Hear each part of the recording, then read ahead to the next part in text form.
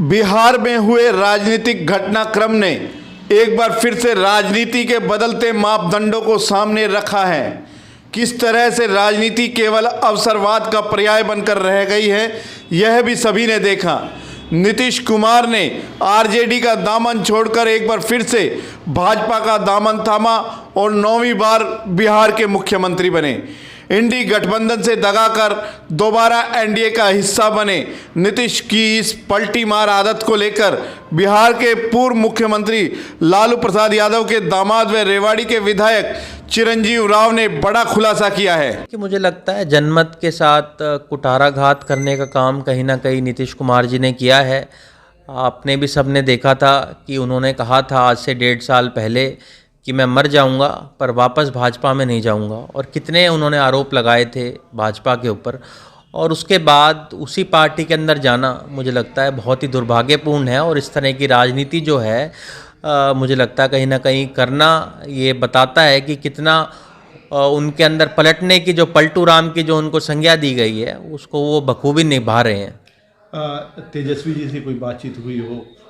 देखिए, लगातार तेजस्वी से मेरी बात होती रहती है और हमने उनको शुभकामनाएं भी दी कि पिछले 1.5 साल के अंदर जब वो उप मुख्यमंत्री बिहार के अंदर रहे, लाखों युवाओं को उन्होंने रोज़गार दिया। और मैं तो कहूँगा सिर्फ बिहार के ही नहीं, हरियाणा के भी आप लोगों ने देखा कितने हमारे युवा साथी हैं, हमारी बहनें हैं जिनको वहाँ रोज़गार मिला, यूपी से रोज़गार मिला। देश भर से इतने युवाओं को जो उन्होंने रोज़गार दिया, एक नई दिशा दिखाने का काम कहीं ना कहीं बिहार ने किया है। और मुझे लगता है उनका बड़ा उज्जवल भविष्य है।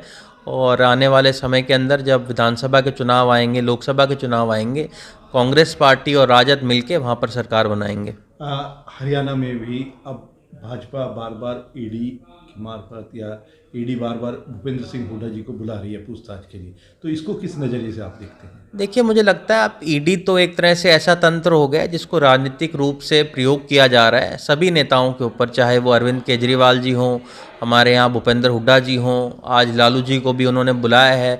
आप देखिए, इतने उम्रदराज व्यक्ति को जो इतनी बार मुख्यमंत्री रहे, आज उनके जो गार्डियन हैं उनको भी अंदर नहीं जाने दिया जब ईडी की पूछताछ हो रही थी। ममता बनर्जी के खिलाफ इन लोगों ने इसको इस्तेमाल किया। नीतीश कुमार जी जब हमारे साथ थे तब उनके लोगों के ऊपर भी ईडी का कहीं ना कहीं शिकंजा कसा गया। तो मुझे लगता है कहीं ना कहीं राजनीतिक रूप से जो इसका इस्तेमाल किया जा रहा है वो बड़ा हानिकारक है राजनीति के अंदर।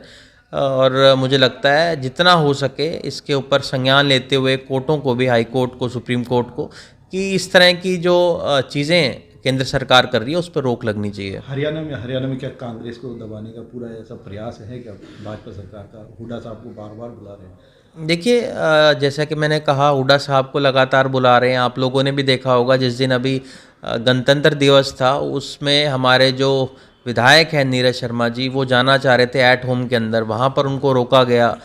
ये बताता है कि कितनी दुर्भाग्यपूर्ण रूप से आज राजनीति चल रही है।